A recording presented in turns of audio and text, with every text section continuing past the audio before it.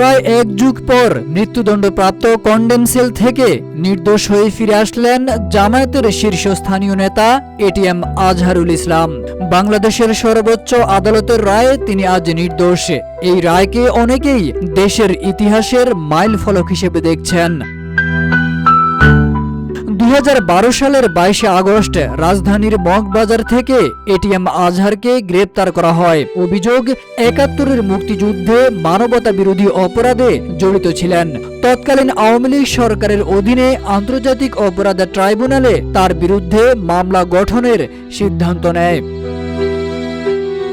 2014 সালের ডিসেম্বর আন্তর্জাতিক অপরাধ ট্রাইব্যুনাল আজহারুল ইসলামকে মৃত্যুদণ্ড দেয়। রায়ের মূল ভিত্তি ছিল একটি সাক্ষী, যিনি দাবি করেন 6 কিলোমিটার দূরে থেকে আজহারকে গণহত্যার নেতৃত্ব দিতে দেখেছেন।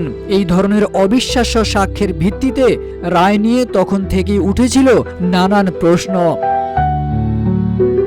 আজহারের পক্ষে দায়ের করা আপিলের শুনানি একাধিকবার পিছিয়ে দেওয়া হয়। প্রায় 1 দশক কেটে গেলেও মামলাটি পূর্ণ শুনানির মুখ দেখেনি। এমনকি আওয়ামী লীগ সরকারের শেষ সময়ে এই মামলার বিষয়ে তেমন কোনো আগ্রহ দেখা যায়নি। আদালতে নীরবতা, প্রশাসনে অনীহা, সব মিলিয়ে এটিএম আজহারের ভাগ্য আটকে ছিল কন্ডেম সেলের দেয়ালে।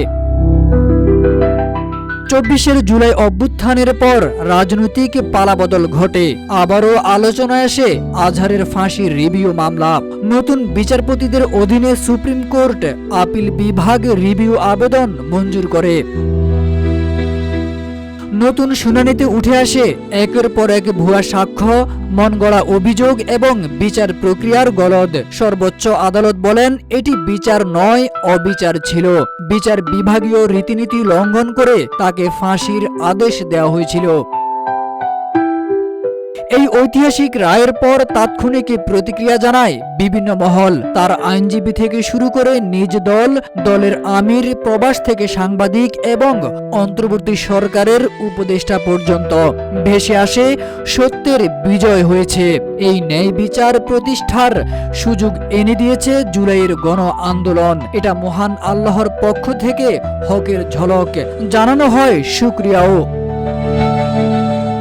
প্রায় 1 দশক আগে যার নাম ইতিহাসের ঘৃণিত অধ্যায় হিসেবে চিহ্নিত ছিল, আজ তিনি ইতিহাসের এক অন্য পৃষ্ঠায় জায়গা করে নিয়েছেন। এই রায় শুধু একজনের মুক্তি নয়, এটা বাংলাদেশের বিচার ব্যবস্থার জন্য এক জেগে ওঠার মুহূর্ত। এখন প্রশ্ন একটাই, এই সুবিচারের ধারা কি ভবিষ্যতেও চলমান থাকবে?